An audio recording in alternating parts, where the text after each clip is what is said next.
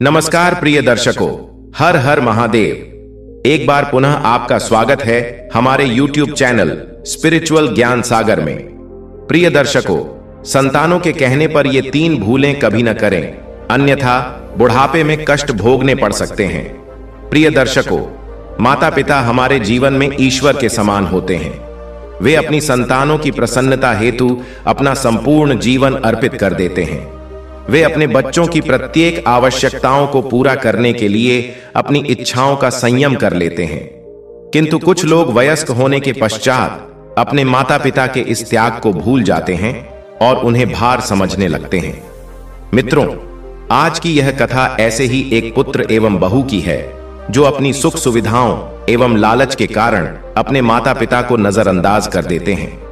यह प्रेरणादायक कथा हमें यह सिखाती है कि धन संपत्ति से अधिक मूल्यवान माता पिता का सम्मान एवं उनकी सेवा करना है। माता पिता हमारे जीवन की जड़ की भांति होते हैं। यदि हम जड़ों को काट देंगे तो वृक्ष सूख जाएगा। इसी प्रकार यदि हम अपने माता पिता को छोड़ देंगे तो हमारा जीवन भी रिक्त एवं अधूरा रह जाएगा। यह कथा हमें यह भी समझाती है कि जो व्यक्ति धन के पीछे भागते हैं और अपने संबंधों को अनदेखा कर देते हैं, उनका अंत सदैव दुखदाई होता है। वहीं जो अपने माता पिता का आदर करते हैं, उनका जीवन सुखमय होता है। इस कथा से हम यह सीख सकते हैं कि जीवन की सबसे बड़ी संपत्ति हमारे रिश्ते एवं नाते हैं, न कि पैसा। तो चलिए, आपका समय व्यर्थ न करते हुए कथा का शुभारंभ करते हैं। किंतु आगे बढ़ने से पहले आपको यह बता दें कि गरुड़ पुराण में कहा गया है कि कथा हो या शिक्षा, यदि उसे बीच में अधूरा छोड़ दिया जाए तो वह पाप की श्रेणी में आता है। अतः आपसे अनुरोध है कि इस वीडियो को अंत तक देखें। यदि आप सच्चे सनातनी हैं और भगवान श्री राम में अटूट आस्था रखते हैं तो अभी वीडियो को लाइक करें, चैनल को सब्सक्राइब करें और कमेंट में जय श्री राम लिखकर अपना समर्थन व्यक्त करें। तो आइए प्रिय दर्शकों, बिना किसी विलंब के आरंभ करते हैं आज की प्रेरणादायक कथा।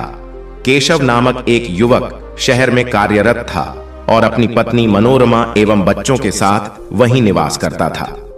एक दिन केशव कार्यालय जाने की तैयारी कर रहा था। जल्दी में उसने अपनी पत्नी से कहा, मुझे देरी हो रही है, कृपया टिफिन शीघ्र तैयार कर दो। यह सुनकर मनोरमा चिढ़ गई और रसोई में बर्तन पटकने लगी। केशव ने यह देखा और क्रोधित होकर पूछा, यदि कुछ कहना है तो स्पष्ट कहो, इस प्रकार बर्तन पटकने का क्या तात्पर्य? मनोरमा ने झल्लाकर उत्तर दिया, मैं कितने दिनों से कह रही हूं कि अपने माता पिता से कहो कि गांव की जमीन और मकान बेच दें, परंतु तुम मेरी बात सुनते ही नहीं। तुम्हारी आमदनी में जैसे आग लगी हो। आधा वेतन किराए में चला जाता है और शेष बच्चों की शिक्षा एवं अन्य खर्चों में समाप्त हो जाता है। अंततः मैं क्या करूं? यह सुनकर केशव और भी आक्रोशित हो गया और बोला, मैं जो कुछ कर सकता हूं वही कर रहा हूं। क्या अब किडनी भी बेच दूं? इतना बड़ा निर्णय लेने के लिए भी तुम्हारी अनुमति चाहिए? मनोरमा ने तुरंत उत्तर दिया, किडनी बेचने की बात कौन कर रहा है? मैं तो सिर्फ कह रही हूं कि अपने माता पिता को समझाओ कि खेत और घर बेच दें। गांव में उनका क्या है? वे वहां आराम कर रहे हैं और इधर हम रोजमर्रा की जरूरतों के लिए संघर्ष कर रहे हैं। आखिर हमें भी तो चैन से जीने का अधिकार है। केशव ने नाराज होकर उत्तर दिया, तुम्हारी बातों से ऐसा प्रतीत होता है कि मुझे जाकर अपने माता पिता से कहना चाहिए कि आप अपनी संपत्ति बेच दें और वह धन हमें दे दें ताकि हम यहां अच्छा मकान खरीद सकें। क्या मैं ऐसा कह सकता हूं? मेरी वेतन से जैसे तैसे खर्च चल रहा है और तुम भी पैसे बचाना नहीं जानती, फिजूल की वस्तुओं पर व्यय करती रहती हो। मनोरमा ने तुनक कर उत्तर दिया, विवाह से पूर्व तुम्हें मेरा परिवार एवं रुतबा क्यों नहीं दिखा? मेरी दुर्भाग्यपूर्ण किस्मत थी कि मेरे पिता की मित्रता तुम्हारे पिता से थी, अन्यथा मेरी शादी तुम जैसे व्यक्ति से कभी न होती। और हां, मैं तुम्हारी पत्नी हूं, अतः अपने खर्च करने का अधिकार मुझे है। दोनों के मध्य बहस बढ़ती गई। केशव इस तनाव से विचलित हो गया। मनोरमा की बातें उसे कुछ सही भी लगने लगीं। वह सोचने लगा कि माता पिता से संवाद करना ही पड़ेगा। इसी उधेड़-बुन में वह शांत हो गया। यह कथा हमें यह सिखाती है कि लालच एवं स्वार्थ रिश्तों में कटुता उत्पन्न कर सकते हैं। जहां प्रेम एवं सम्मान होना चाहिए वहां विवाद एवं आक्रोश आ जाता है। मनोरमा ने केशव को धमकी दी, तुम्हें किसी एक को चुनना होगा, मुझे और बच्चों को या अपने माता पिता को। यदि तुमने अपने माता पिता को चुना तो मैं तलाक लेकर मायके चली जाऊंगी, और याद रखना तुम्हें हर माह बच्चों का खर्च देना होगा। मनोरमा की इस धमकी से विचलित होकर केशव ने सोचा, यदि परिवार में शांति बनाए रखनी है तो मुझे माता पिता से वार्तालाप करनी ही होगी, अन्यथा मेरा घर टूट जाएगा। केशव ने मनोरमा को समझाते हुए कहा, मनोरमा, प्रतिदिन के झगड़े से कोई समाधान नहीं निकलेगा। बच्चों की 15 दिनों की छुट्टियां हुई हैं, क्यों ना हम 10 दिनों के लिए गांव चलें। वहां माता पिता के साथ कुछ समय बिताएंगे और उचित अवसर देखकर मैं उनसे घर और खेत बेचने की बात भी कर लूंगा। मित्रों, केशव के मुख से यह वचन सुनकर मनोरमा अत्यंत प्रसन्न हो गई। उसके चेहरे पर संतोष स्पष्ट झलक रहा था। उसने तत्काल गांव जाने की तैयारियां प्रारंभ कर दी। अगले ही दिन केशव और मनोरमा अपने दोनों बच्चों संग गांव पहुंच गए। 4 वर्षों के उपरांत अपने पुत्र और पोते पोतियों को देखकर सूर्य नारायण जी और सुमित्रा देवी का हृदय हर्ष से भर उठा। सुमित्रा देवी तो मानो अपना बेटा देखकर फूली नहीं समा रही थीं। वे तत्काल रसोई में गईं और अपने पुत्र के लिए उसका प्रिय नाश्ता बनाने लगीं। इतने में मनोरमा भी रसोई में आ पहुंची और नम्रता पूर्वक बोली, मां जी, आप यह सब क्यों कर रही हैं? मेरे रहते आपको श्रम करने की आवश्यकता नहीं है। आप विश्राम करें, मैं नाश्ता बना देती हूं। सुमित्रा देवी ने प्रेम पूर्वक उत्तर दिया, बेटी, तुम लंबी यात्रा करके आई हो, अवश्य थक गई होगी, थोड़ा आराम कर लो, नाश्ता मैं बना दूंगी। किंतु मनोरमा ने संपूर्ण रसोई का कार्य स्वयं संभाल लिया। उसकी मधुर वाणी और सेवा भावना देखकर सुमित्रा देवी का मन भावुक हो उठा। उन्होंने सोचा, हमने तो समझा था कि केशव शहर जाकर हमारे संस्कार भूल गया होगा, किंतु नहीं, हमारा पुत्र और बहू तो अत्यंत आदर्श निकले। बहू तो मानो देवी लक्ष्मी का स्वरूप है जो हमारी इतनी सेवा कर रही है। दूसरी ओर केशव अपने पिता सूर्य नारायण जी के साथ खेतों में श्रम करने जाने लगा। वह स्वयं मजदूरों को एकत्रित करता और खेत के प्रत्येक कार्य में सहायता करता। वह अपने माता पिता की संपूर्ण देखभाल करता। इधर मनोरमा ने सुमित्रा देवी को अपनी सास नहीं बल्कि अपनी मां मान लिया। वह पूरे दिन उनके साथ रहती और उनकी सेवा में तत्पर रहती। मनोरमा नियमित रूप से सुमित्रा देवी के पैर दबाती, उनके बालों की देखभाल करती और उनकी पसंद के व्यंजन बनाकर उन्हें खिलाती। किंतु इन सभी कार्यों के पीछे उसका वास्तविक उद्देश्य कुछ और था। मनोरमा अपनी कोमल वाणी और सेवा के माध्यम से सुमित्रा देवी से उनकी संपत्ति और खेतों की संपूर्ण जानकारी प्राप्त कर रही थी। सूर्य नारायण जी और सुमित्रा देवी यह सोचकर अत्यंत प्रसन्न चित्त थे कि उनका पुत्र एवं बहू अत्यंत संस्कारी और विनम्र हैं। वे मन ही मन गर्व महसूस कर रहे थे, किंतु उन्हें इस सच्चाई का आभास नहीं था कि उनके पुत्र और बहू की नीयत कुछ और थी। मित्रों, यह कथा हमें यह सिखाती है कि कभी कभी मीठी बातें और बनावटी व्यवहार के पीछे गहरी चालाकी छिपी होती है। अतः ऐसे व्यक्तियों से सतर्क रहना आवश्यक है। सुमित्रा देवी अक्सर अपने बेटे बहू की सेवा देखकर भावुक हो जाती थीं। एक दिन उन्होंने सूर्य नारायण जी से कहा, हमने केशव को कितने प्रेम से पाला है और आज उसकी यह सेवा और सम्मान हमें मिल रहा है। हमें तो व्यर्थ ही चिंता हो रही थी कि शहर जाकर बेटा बदल जाएगा। बहू भी बड़े घराने से है। मैंने सोचा था कि वह घमंडी होगी और हमारे साथ अच्छा व्यवहार नहीं करेगी, किंतु हमारी बहू तो वास्तव में देवी लक्ष्मी बनकर हमारे घर आई है। सूर्य नारायण जी ने सुमित्रा देवी की बात का समर्थन किया। दोनों ही अपने बेटे बहू के इस आचरण से अत्यंत आनंदित थे। गांव के लोग भी सूर्य नारायण जी की सराहना करते हुए कहते, सूर्य नारायण जी, आपका पुत्र अत्यंत सुशील और संस्कारी निकला। वह शहर जाकर भी अपने संस्कार नहीं भूला। आप तो वास्तव में भाग्यशाली हैं। यह सुनकर सूर्य नारायण जी का हृदय गर्व से भर उठता था। धीरे धीरे सूर्य नारायण जी और सुमित्रा देवी के मन में यह विचार आने लगा कि क्यों न वे अपने पुत्र बहू के साथ शहर में रहें। एक दिन सूर्य नारायण जी ने केशव से पूछा, बेटा, शहर में तुमने कितने कमरों का मकान किराए पर लिया है? केशव ने उत्तर दिया, पिताजी, घर तो केवल 2 कमरों का है। एक कमरा रसोई घर बना लिया है और दूसरे में हम सभी सोते हैं। बच्चों को पढ़ाई में असुविधा होती है, इसलिए वे कभी छत पर तो कभी बालकनी में पढ़ाई करते हैं। मेरी आधी तनख्वाह तो किराए में ही चली जाती है और शेष बच्चों की शिक्षा और आवश्यकताओं में समाप्त हो जाती है। यह सुनकर सूर्य नारायण जी गंभीर होकर बोले, बेटा, यह तो उचित बात नहीं है। मैं सोच रहा था कि क्यों न गांव का घर बेच दिया जाए। इससे जो धन प्राप्त होगा उससे हम शहर में एक उत्तम मकान खरीद सकेंगे। सूर्य नारायण जी की यह बात सुनकर केशव और मनोरमा की खुशी का कोई ठिकाना नहीं रहा। यही तो वह वाक्य था जो केशव अपने पिता से कहना चाहता था। मनोरमा उत्साहित होकर बोली, पिताजी, यह तो अत्यंत उत्तम होगा।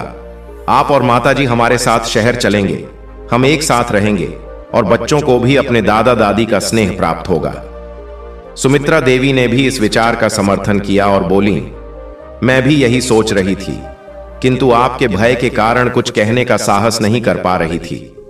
अब देर मत कीजिए, शीघ्र गांव का घर बेचकर हमारे साथ चलिए। वहां हम सब मिलकर एक नया मकान खरीदेंगे और आनंद पूर्वक जीवन व्यतीत करेंगे। केशव ने भी उल्लास पूर्वक कहा, पिताजी, मैं भी यही सोच रहा था।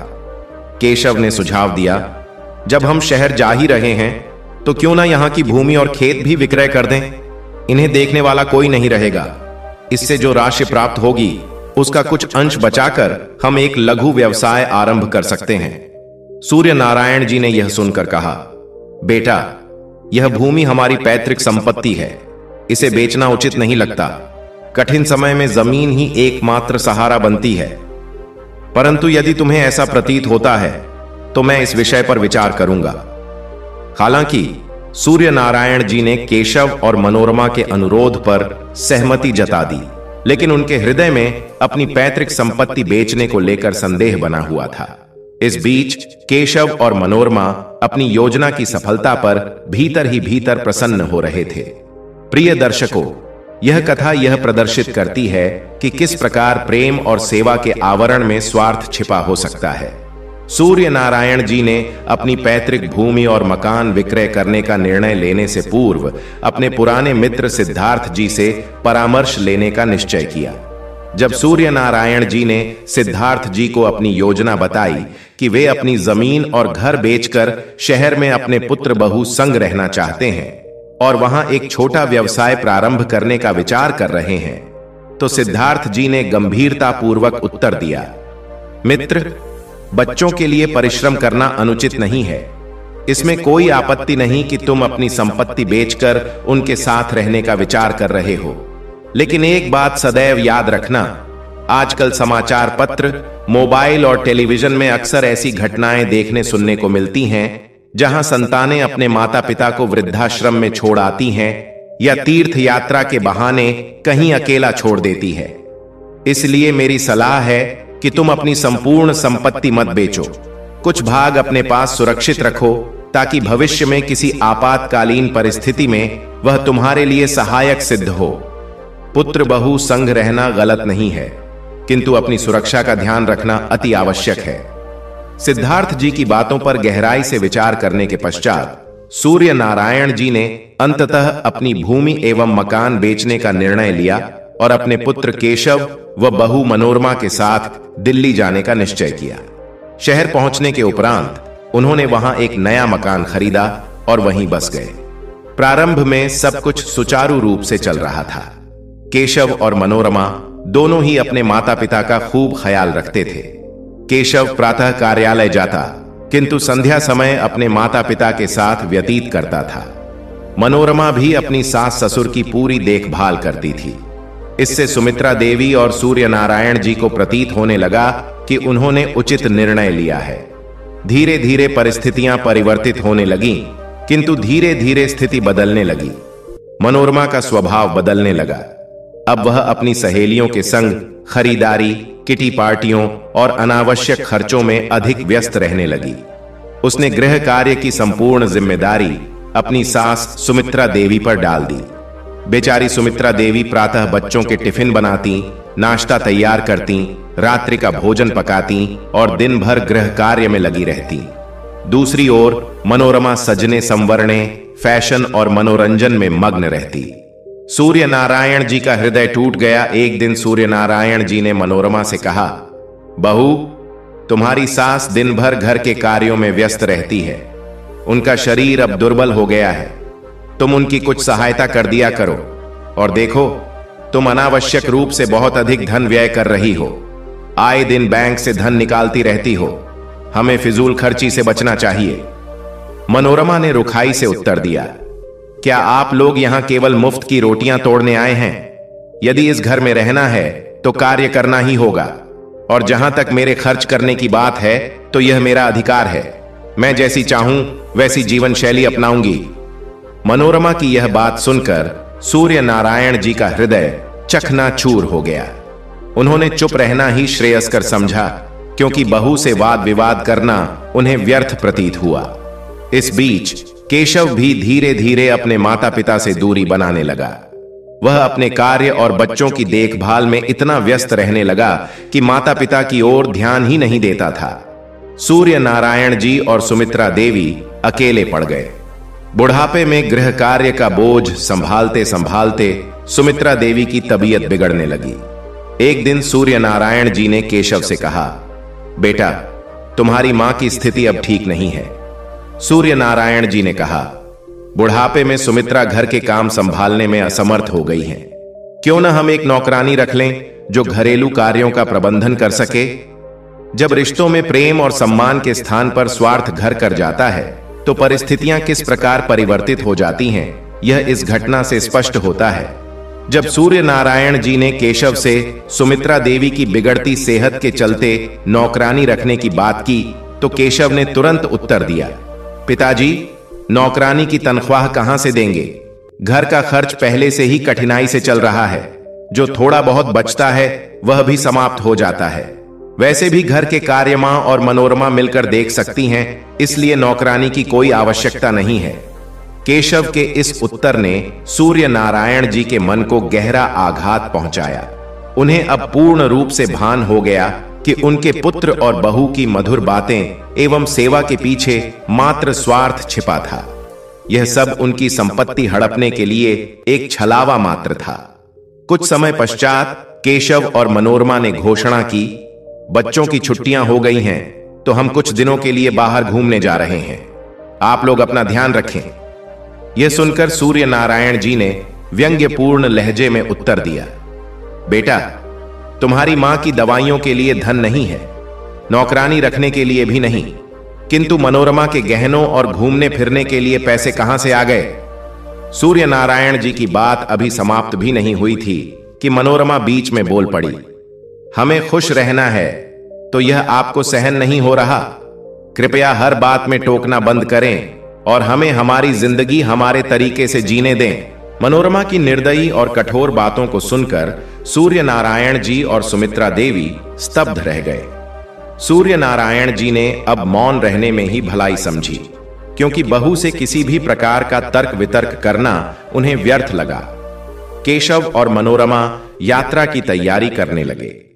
सुमित्रा देवी ने देखा कि वे बच्चों को बिना कुछ खिलाए ही बाहर ले जा रहे हैं।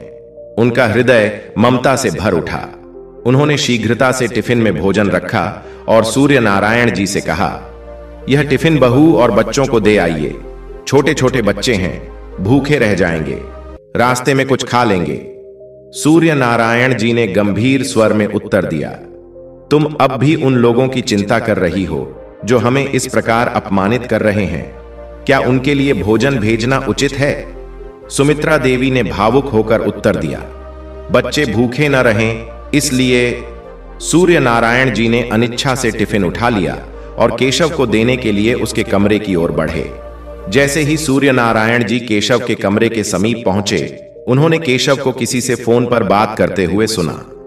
केशव कह रहा था, यार, मनोरमा मां बाबूजी को लेकर बहुत परेशान हो गई है। वह कहती है कि इन्हें वृद्धाश्रम में छोड़ दो। अब इनसे घर का कोई काम नहीं होता और उनकी दवाइयों पर अनावश्यक खर्च हो रहा है। मुझे समझ नहीं आ रहा कि क्या करूं। उसके मित्र ने उसे समझाते हुए कहा, तुम चिंता मत करो, आजकल वृद्धाश्रम में सभी प्रकार की सुविधाएं मिलती हैं। वे वहां खुश रहेंगे। भाभी से मेरी बात हो गई है, मैं सब कुछ पता कर लेता हूं। सप्ताहांत में लौटने के बाद इसे निपटा लेंगे। केशव ने उत्तर दिया। ठीक है, तुम सारी व्यवस्था कर लो। लौटकर मैं मां बाबूजी से इस बारे में बात करूंगा। सूर्य नारायण जी का हृदय छलनी हो गया। सूर्य नारायण जी यह सब सुनकर मानो स्तब्ध रह गए। उन्हें अपने कानों पर विश्वास नहीं हो रहा था। उनके लिए यह स्वीकार करना कठिन था कि उनका अपना पुत्र और बहू उनके साथ इस प्रकार का व्यवहार कर सकते हैं। जिन संतानों के लिए उन्होंने अपना सर्वस्व समर्पित किया, वे अब उन्हें वृद्धाश्रम भेजने की योजना बना रहे थे। जब केशव फोन पर बातचीत समाप्त कर कमरे से बाहर आया तो सूर्य नारायण जी ने अपने चेहरे पर कोई भाव प्रकट नहीं किया। उन्होंने टिफिन उसकी ओर बढ़ाते हुए कहा, बेटा, यह टिफिन ले जाओ, तुम्हारी मां ने बनाया है। रास्ते में बच्चों को भूख लगेगी तो खा लेंगे, बाकी बातें लौटकर इत्मीनान से कर लेना। केशव ने बिना किसी भाव के टिफिन लिया और उत्तर दिया, पिताजी, इन सब बातों में मत उलझिए, हमें देर हो रही है। इसके पश्चात वह मनोरमा और बच्चों के साथ गाड़ी में बैठकर चला गया। सूर्य नारायण जी के मन में पीड़ा और क्रोध का मिश्रण उमड़ रहा था। वे चुपचाप कुर्सी पर बैठ गए। उनके मन में केशव और मनोरमा की बातें लगातार गूंज रही थीं। तभी सुमित्रा देवी वहां आईं और अपने पति को चिंतित देखकर बोलीं, आप इतने परेशान क्यों हैं? बेटा और बहू तो कुछ ही दिनों के लिए बाहर गए हैं, वे शीघ्र लौट आएंगे। सूर्य नारायण जी ने गंभीर स्वर में उत्तर दिया, भाग्यवान, तुम अपनी ममता में अंधी हो गई हो। जो बात मैं तुम्हें बताने वाला हूं, उसे सुनकर तुम्हारे होश उड़ जाएंगे। सुमित्रा देवी ने चौंक कर पूछा, ऐसा क्या हुआ? शीघ्र बताइए। सूर्य नारायण जी ने गहरी सांस लेते हुए कहा, क्या तुम्हें पता है, हमारा बेटा और बहू हमें वृद्धाश्रम में छोड़ने की योजना बना रहे हैं। उनकी सारी सेवा, प्यार और मधुर बोल मात्र एक छलावा था। उन्होंने हमारी संपत्ति बेचकर उसका उपयोग अपने भोग विलास के लिए किया। अब जब हम उनके लिए बोझ बन गए हैं और हमारे पास कुछ नहीं बचा, तो वे हमें वृद्धाश्रम भेजने की योजना बना रहे हैं। यह सुनकर सुमित्रा देवी के पैरों तले से जमीन खिसक गई। वह फूट फूट कर रोते हुए कहने लगी, यह तो मैंने कभी कल्पना भी नहीं की थी। फिर वह बोली, हमने क्या गलती की थी? हमने तो उन्हें अपना सर्वस्व समर्पित कर दिया, फिर भी हमारे बच्चों ने हमारे साथ ऐसा व्यवहार क्यों किया? सूर्य नारायण जी ने उन्हें शांत करने का प्रयास करते हुए कहा, भाग्यवान, अब आंसू बहाने का समय नहीं है। जब तक मैं जीवित हूं, तुम्हें चिंता करने की कोई आवश्यकता नहीं। मुझे भली भांति झांत है कि अब क्या करना है और इस स्थिति से कैसे निपटना है। शीघ्र ही तुम स्वयं देखोगी। प्रिय दर्शकों, यह कथा हमें यह दिखाती है कि कैसे ममता में अंधे माता पिता अपनी संतान की वास्तविकता को देर से समझ पाते हैं। एक सप्ताह बाद केशव और मनोरमा अपनी छुट्टियां समाप्त कर बच्चों के साथ घर लौटे। जैसे ही उन्होंने घर का दरवाजा खोला, उन्होंने बालकनी और घर के भीतर अपरिचित युवतियों को विचरण करते हुए देखा। यह दृश्य देखकर मनोरमा घबरा गई और बोली, अरे केशव, ये लड़कियां हमारे घर में क्या कर रही हैं? ये कौन हैं और यहां क्यों आई हैं? यह सुनकर केशव भी अचंभित रह गया और उसने उन युवतियों से प्रश्न किया, आप सभी कौन हैं और हमारे घर में क्या कर रही हैं? एक युवती ने उत्तर दिया, भैया, हम पास के महाविद्यालय में अध्ययन कर रही हैं और आपके दादाजी ने यह कक्ष हमें किराए पर दिया है। हम यहां रहने आए हैं। यह सुनकर केशव और मनोरमा स्तब्ध रह गए और जोर जोर से सूर्य नारायण जी को पुकारने लगे। कुछ क्षणों में सूर्य नारायण जी भीतर से बाहर आए और बोले, क्या हुआ? क्यों इतना शोर मचा रहे हो? मनोरमा क्रोधित होकर बोली, बाबूजी, आपने यह क्या कर दिया? बिना हमसे पूछे आपने घर को किराए पर दे दिया। आपको ऐसा करने का साहस कैसे हुआ?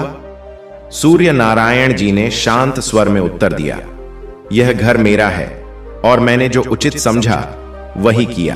तुम यह सोच रहे थे कि मुझे वृद्धाश्रम भेज दोगे और स्वयं इस घर में रहोगे। अब तुम दोनों इस घर से प्रस्थान करो। यह सुनकर मनोरमा क्रोधित होकर चिल्लाई, बाबूजी, आप भूल रहे हैं कि यह घर हमारा है, हमने इसे खरीदा है। सूर्य नारायण जी हंसते हुए बोले, बहन, शायद तुम विस्मृत कर रही हो कि जब यह घर खरीदा गया था तो कर बचाने के लिए इसकी रजिस्ट्री तुम्हारी माता सुमित्रा देवी के नाम करवाई गई थी। यह घर तुम्हारा नहीं बल्कि तुम्हारी मां का है और अब इस घर में तुम्हारे लिए कोई स्थान नहीं है। यह सुनकर केशव और मनोरमा का चेहरा फीका पड़ गया। इतने में सुमित्रा देवी कमरे से बाहर आईं और क्रोधित होकर केशव को एक थप्पड़ जड़ते हुए बोली, तुझ जैसे पुत्र से तो निसंतान रहना श्रेष्ठ था। अपने माता पिता को वृद्धाश्रम भेजने की सोचते हुए तुझे लज्जा भी नहीं आई। तूने हमें केवल उपयोग किया, हमारी संपत्ति हड़प ली और जब हमारा कोई लाभ नहीं रह गया तो हमें बोझ समझ लिया। अब अपना सारा सामान समेट और यहां से निकल जा। हमारे जीवन में तेरे जैसे स्वार्थी पुत्र और बहू की कोई आवश्यकता नहीं। सुमित्रा देवी के इस रोषपूर्ण शब्दों को सुनकर केशव और मनोरमा मौन हो गए। उन्होंने कुछ कहने का प्रयास किया किंतु सूर्य नारायण जी ने उनकी एक भी बात नहीं सुनी। उन्होंने स्पष्ट शब्दों में कहा, तुम्हारा सारा सामान हमने भंडार कक्ष में रखवा दिया है, उसे उठाओ और यहां से चले जाओ। जिस प्रकार तुमने हमें घर से बाहर निकालने की योजना बनाई थी, अब तुम स्वयं इस घर से निष्कासित हो रहे हो। हम इस घर में तुम्हारे जैसे कृतघ्न को और नहीं रख सकते। अंततः केशव और मनोरमा को अपने बच्चों सहित यह घर छोड़ना पड़ा। प्रिय दर्शकों, यह कथा हमें यह सिखाती है कि माता पिता का अनादर और उनके साथ छल कपट करने का परिणाम सदैव घातक होता है। जो संतान अपने माता पिता का सम्मान नहीं करती और स्वार्थ में अंधी हो जाती है, वह कभी सुखी नहीं रहती। माता पिता का आशीर्वाद और प्रेम ही हमारी सबसे मूल्यवान संपत्ति है। इसका सम्मान करें और अपने कर्तव्यों को न भूलें। संतान के कहने में आकर माता पिता को ये 3 गलतियां कभी नहीं करनी चाहिए, अन्यथा बुढ़ापे में कष्ट उठाना पड़ सकता है और कोई उनकी सुध तक नहीं लेगा। माता पिता अपने बच्चों के लिए हर प्रकार का त्याग करने को तत्पर रहते हैं, किंतु कभी कभी संतान के दबाव में आकर वे ऐसे निर्णय ले लेते हैं जो उनके भविष्य को संकट में डाल सकते हैं। बुढ़ापे में आत्मसम्मान पूर्वक और सुकून से जीवन व्यतीत करने हेतु यह आवश्यक है कि माता पिता अपनी संपत्ति और अधिकारों का विवेकपूर्ण उपयोग करें। आइए जानते हैं वे 3 प्रमुख भूलें जिनसे माता पिता को बचना चाहिए।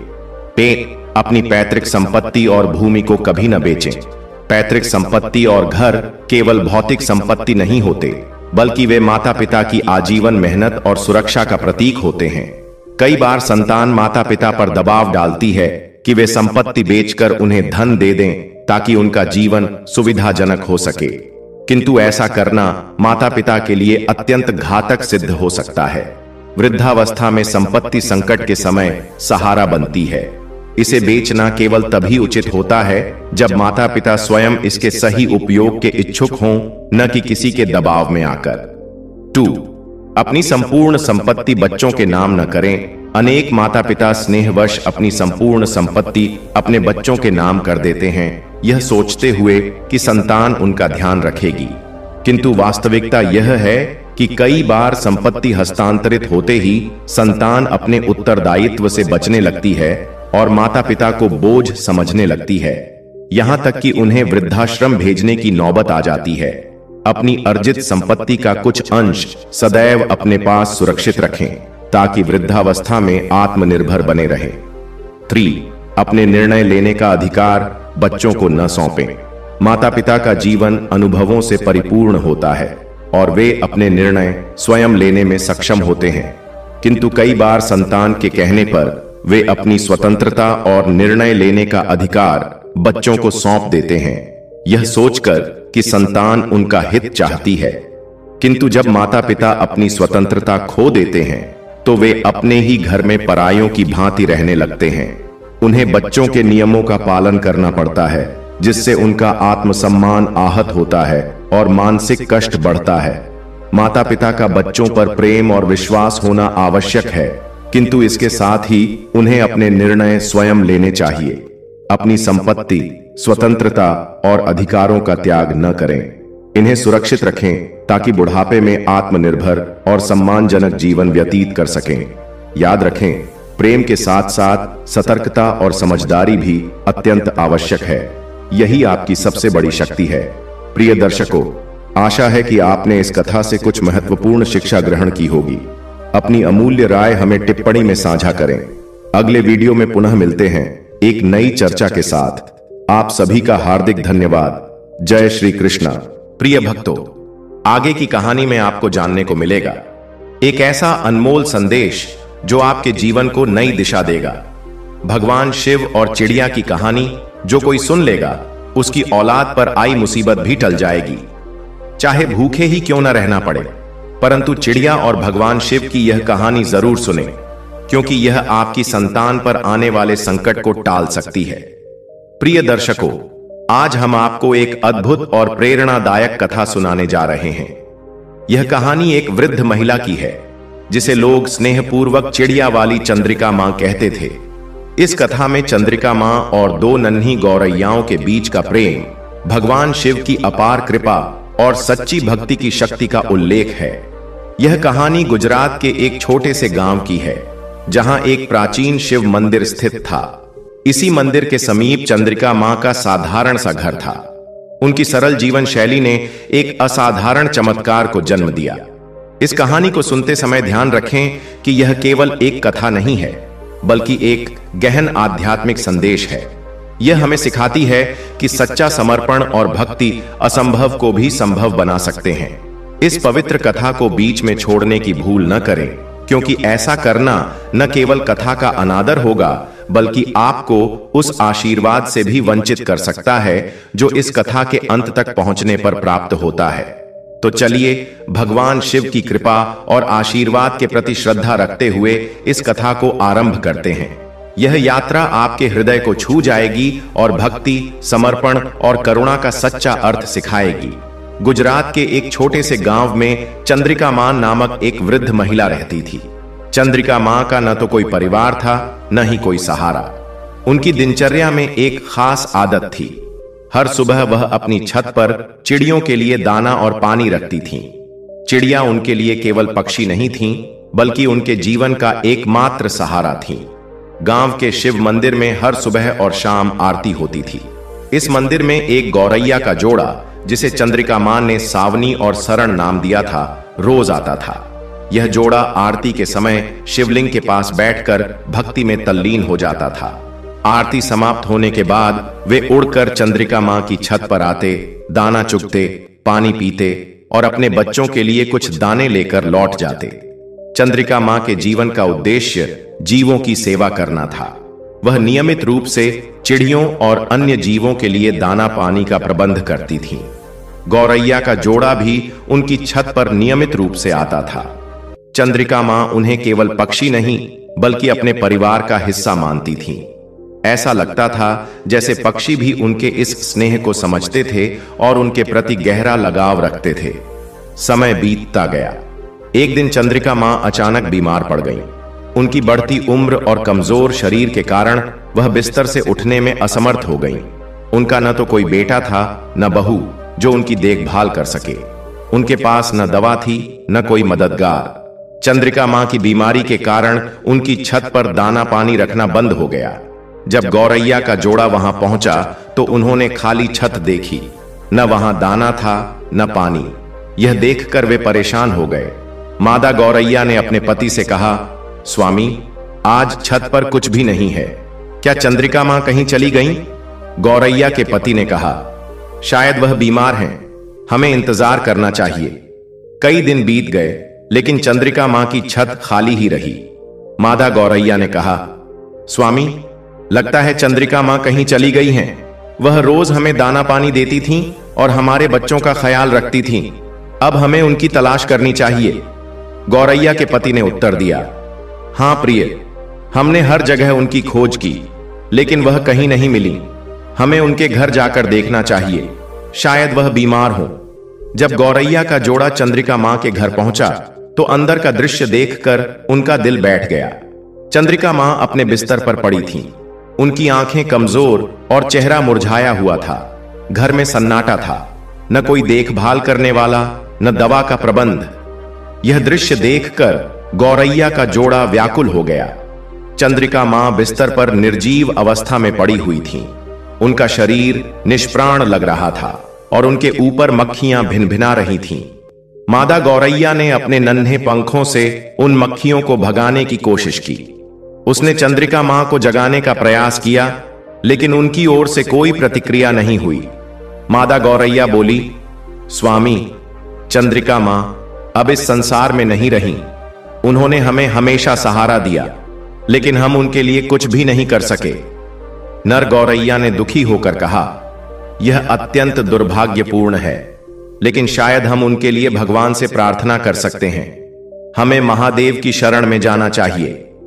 दोनों गौरैया उड़कर मंदिर पहुंचे। वहां जाकर उन्होंने भगवान शिव के समक्ष प्रतिज्ञा की कि वे चंद्रिका मां को पुनर्जीवित करने के लिए दिन रात भक्ति करेंगे। उनकी भक्ति इतनी गहन थी कि उन्होंने भोजन और पानी तक का त्याग कर दिया। सुबह से लेकर रात तक वे मंदिर के अंदर बैठकर केवल भगवान शिव का जाप करते और शिवलिंग के समक्ष नतमस्तक रहते। दिन बीतते गए, एक दिन, फिर 2 दिन, और इस तरह 1 महीना बीत गया। गौरैया के जोड़े ने बिना रुके तपस्या जारी रखी। उनके इस निस्वार्थ समर्पण को देखकर मंदिर में आने वाले भक्त भी अचंभित थे। उनकी अखंड भक्ति ने पूरे गांव का ध्यान आकर्षित कर लिया। लोग कहने लगे, इतनी छोटी सी जान के बावजूद ये पक्षी इतनी बड़ी तपस्या कर रहे हैं। इनकी भक्ति निश्चित ही महादेव को प्रसन्न करेगी। फिर एक दिन ऐसा हुआ कि भगवान शिव उनकी भक्ति से अत्यंत प्रसन्न हो गए। शिवलिंग से दिव्य प्रकाश प्रकट हुआ और भोलेनाथ ने स्वयं प्रकट होकर दोनों पक्षियों को दर्शन दिए। भगवान शिव ने मुस्कुराते हुए कहा, हे छोटे पक्षियों, तुम्हारी अखंड भक्ति ने मुझे अत्यंत प्रसन्न किया है। इतनी छोटी देह होते हुए भी तुमने अपनी सामर्थ्य से परे जाकर तपस्या की है। बताओ, तुम मुझसे क्या वरदान चाहते हो? मैं तुम्हारी हर इच्छा पूरी करूंगा। गौरैया के जोड़े ने हाथ जोड़कर कहा, हे प्रभु, यदि आप हमसे प्रसन्न हैं तो हमारी केवल एक ही इच्छा है। हमारी चंद्रिका मां को जीवित कर दीजिए। हम उनके बिना नहीं रह सकते। भगवान शिव ने यह सुनकर कहा, देखो, अब उनका शरीर पूरी तरह नष्ट हो चुका है।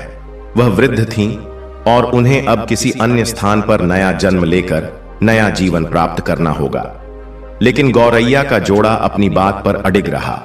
उन्होंने कहा, प्रभु, आपने वचन दिया है कि हमारी हर इच्छा पूरी करेंगे। हमें अपने लिए कुछ नहीं चाहिए। कृपया हमारी चंद्रिका मां को वापस कर दीजिए, चाहे किसी भी अवस्था में हो। महादेव ने उनकी निष्ठा और प्रेम देखकर कहा, तुम्हारी भक्ति ने मुझे विवश कर दिया है। यह असंभव है, लेकिन तुम्हारा निस्वार्थ समर्पण इसे संभव बनाएगा। महादेव ने अपने त्रिशूल से एक ज्योति उत्पन्न की और कहा, यह ज्योति चंद्रिका मां को नया जीवन प्रदान करेगी। लेकिन याद रखना, यह उनका पुण्य नहीं है, बल्कि तुम्हारी निस्वार्थ भक्ति का फल है। महादेव ने त्रिशूल से चंद्रिका मां के निर्जीव शरीर को छुआ। अचानक चंद्रिका मां की आंखें खुल गईं। उनके शरीर में फिर से प्राण लौट आए और वह स्वस्थ होकर उठ बैठीं। अपनी आंखों के सामने दोनों गौरैयाओं को देखकर वह भावुक हो गईं। चंद्रिका मां ने महादेव को दंडवत प्रणाम किया और कहा, हे प्रभु, आपने मुझे नया जीवन दिया। मैं आपकी अनुग्रहित हूं, लेकिन यह कृपा आपने क्यों की? मैंने ऐसा कौन सा पुण्य किया था? महादेव ने मुस्कुराते हुए कहा, हे चंद्रिका मां, यह तुम्हारे कर्मों का परिणाम नहीं है। यह इन 2 पक्षियों की निस्वार्थ भक्ति का फल है। उन्होंने तुम्हें अपनी मां की तरह प्रेम किया और उनकी अखंड तपस्या ने मुझे विवश कर दिया कि मैं तुम्हें वापस लाऊं। यह सुनकर चंद्रिका मां की आंखों से आंसू बहने लगे। उन्होंने दोनों पक्षियों को अपनी गोद में उठाया और कहा, तुम्हारे प्रेम और भक्ति ने मुझे नया जीवन दिया है। आज से तुम मेरे परिवार का हिस्सा हो। तुम हमेशा मेरे साथ रहोगे। लोग समझ गए कि यह भगवान शिव का चमत्कार था और गौरैया पक्षियों की निस्वार्थ भक्ति का परिणाम। चंद्रिका मां ने अपने जीवन को और अधिक सेवा के लिए समर्पित कर दिया। वह प्रतिदिन अपनी छत पर दाना पानी रखती और पक्षियों व अन्य जीवों की सेवा करती। धीरे धीरे उनकी ख्याति पूरे इलाके में फैलने लगी। दूर दराज से लोग अपनी समस्याएं लेकर चंद्रिका मां के पास आने लगे। उनका आंगन भक्ति और सेवा का केंद्र बन गया। लोग उनकी कहानियां सुनते और उनसे प्रेरणा लेते थे। एक दिन चंद्रिका मां ने अपनी अंतिम सांस ली।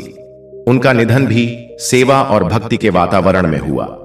उनकी याद में उनके घर पर एक मंदिर बनाया गया, जिसे आज लोग चिड़िया वाली चंद्रिका मां का मंदिर कहते हैं।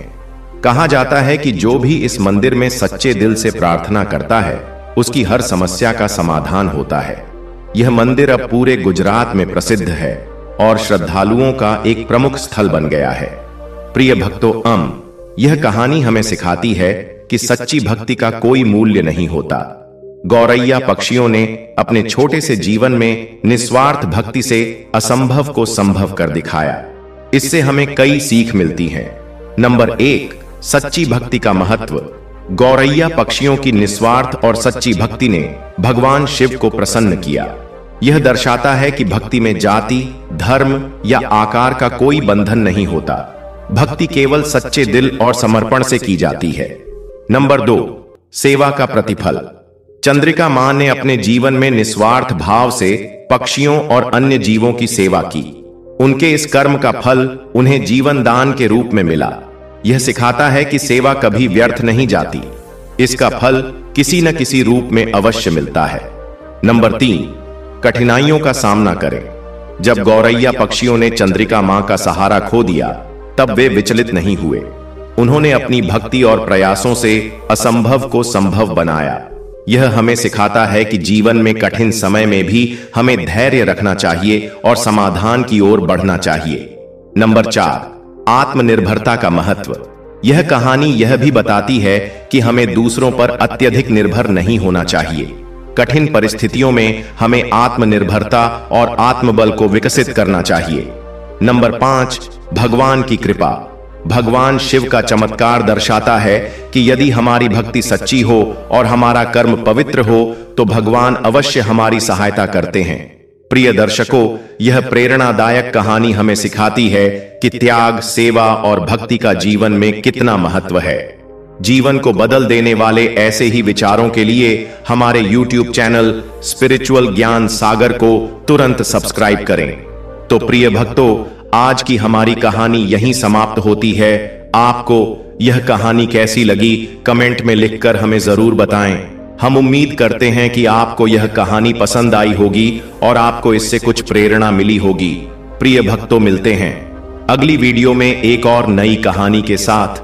तब तक के लिए प्रिय भक्तों, आप सभी से निवेदन है कि अगर आपने अभी तक हमारे YouTube चैनल स्पिरिचुअल ज्ञान सागर नहीं किया है, तो सब्सक्राइब करें और बेल आइकन को ऑन करें, ताकि हमारी वीडियो की जानकारी सबसे पहले आपको मिले और आप उसका फायदा उठा सकें। वीडियो अंत तक देखने के लिए आपका बहुत बहुत धन्यवाद। जय श्री राम।